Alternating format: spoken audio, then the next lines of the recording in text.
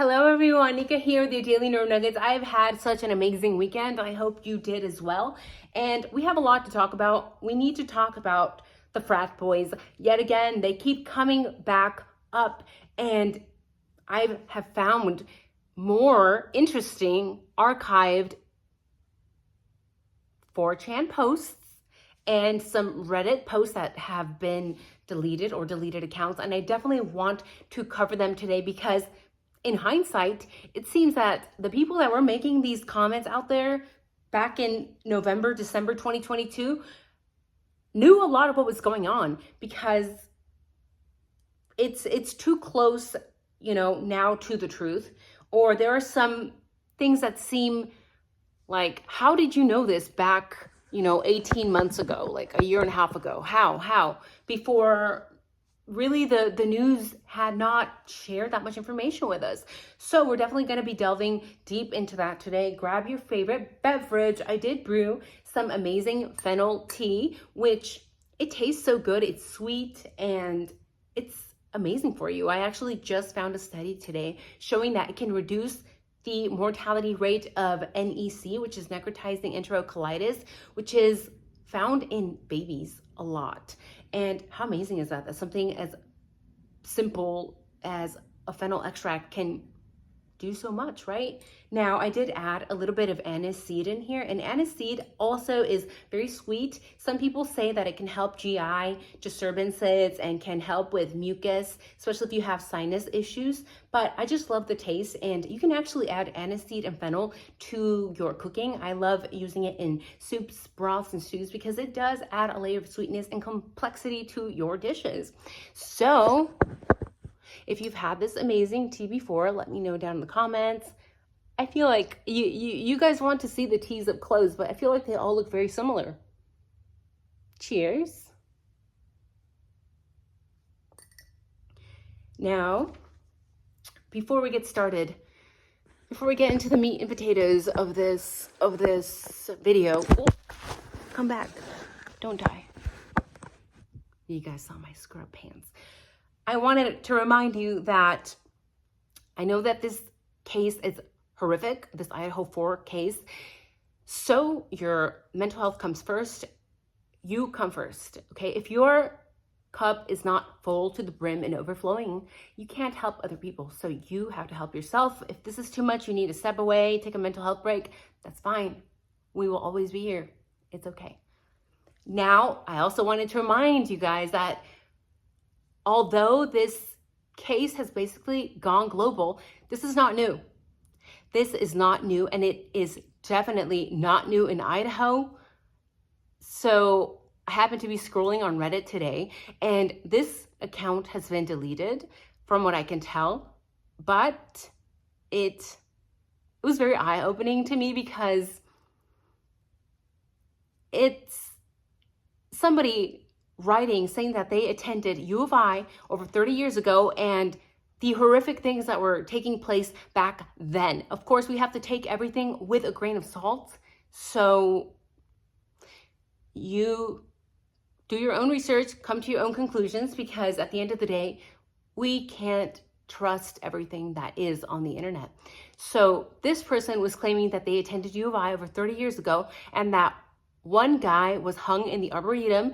One guy was SKINNED. And I don't want to say these things because, of course, the platform will suppress the videos and the channel, and we don't want to do that. We want the truth to get out. And that another girl was KNIFED to DEATH. And this person also mentioned that there was a serial unaliver in Lewiston, which is only about 30 miles away from Moscow. And this was true. This serial unaliver was taking people out left and right back from 1979 to about 1982. And what makes it crazy is that this person was never caught. Of course, that doesn't mean anything. That I'm not even trying to say that this person has any relation to the IDAHO4. Of course not. But what I'm saying is that these horrible things were happening back in Lewiston and the Moscow, Idaho area since back then. This person also went on to say that the uni hushed it all up faster than anything else he had ever seen. And of course, I'm a big believer of follow the money, because if most of your revenue and your money is coming from a massive, powerful university, of course the uni is going to try to keep it hush hush, because where would you get money from otherwise? How are you going to hire people? How are you going to make the town function? How are you going to get people to want to join your school? I'm assuming that if people found out of these things and it was not hushed up back in the 70s and 80s, parents and students and young people would probably not choose to attend U of I, because who would want to put themselves in such a horrible situation where there's young men being hung in the freaking arboretum? No, right? So of course, hush hush, but that doesn't necessarily mean that it was somebody from the university who committed the crimes either. This could just be the uni trying to cover it up because they need to keep people in the university. But I do think that the frat theory is something that should be entertained, because it's one that makes sense. I know it's speculation. We are theorizing, yes, but we are allowed to do that. So let's delve into these archived blog posts. I want to know what you guys think. So the first one was from December 19, 2022. So this is a year and a half ago. There had been no mention of Mr. Brian Koberger yet. He had not been arrested yet. And this Anon account posted the perpetrator is son of a VIP. Remember to take all of this with a grain of salt, because it's the internet. Son of a VIP. So many potential VIPs in Idaho. They also went to say the perpetrator is connected to a powerful individual, but not a politician. So who could be powerful and connected but not in politics? Well, maybe somebody who has a family member in law enforcement or local PD or a triple letter agency, or maybe somebody related to somebody who has a powerful money-making business or owns a lot of homes in the area, or maybe, just maybe, even somebody related to somebody who is running one of the most powerful colleges in the area. So Anon says agents are feeding misinformation on social media, and the FBI is withholding information because he comes from a powerful family. Now, some people say, well, that's just conspiracy theory. But really, for me and you who are blue collar workers in the real world, we know that this happens all the time. All you have to do is look at the news. People get away with the most horrific crimes all of the time. Why? Because they come with money. And when they do end up getting some sort of punishment, it's like, here, go to this private prison where you can golf all day because you are a billionaire. Must be nice, right? Because let's be honest, if it was me and you and we were smoking something green in a state where it was illegal to do so, we would probably be imprisoned. Would we not? Okay. It's just how it is. It's just how it is. So no, I don't think it's that far-fetched that the person who committed this crime is somebody connected to powerful individuals. If anything, it makes sense, because that would explain why they have been protected for so long, potentially. He also went on to say that the family knows that he is toast and isn't getting out of this, but they are frantically pulling every string they can. So far, that is working. Again, just a reminder, this was posted before the mention of Koberger. So interesting to hear this perspective, because even now, 18 months later, a lot of us and a lot of you still have something telling us that this may be a powerful individual, and it may involve the fraternity. And we know fraternities are also powerful people with powerful individuals backing them. Another post that was also archived was typed up on December 4th, 2022, and it said, there's 4 perpetrators. One is named after a hobbit, other is named after a deceased baseball player that rhymes with buck. If you guys care to share who you think that is, you can leave that in the comments below. But what I found most concerning about that post is that they said there's 4.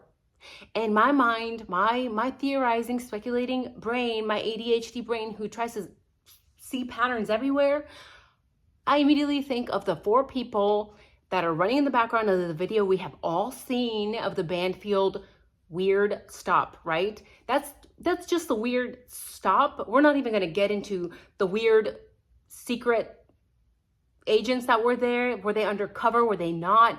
And then with the supposed stopping of them because the students were supposedly under the influence, but they don't appear to be under the influence. And then the interaction is weird. And then the students are saying that, are you real? Because we don't know what. It was just awkward. Besides that,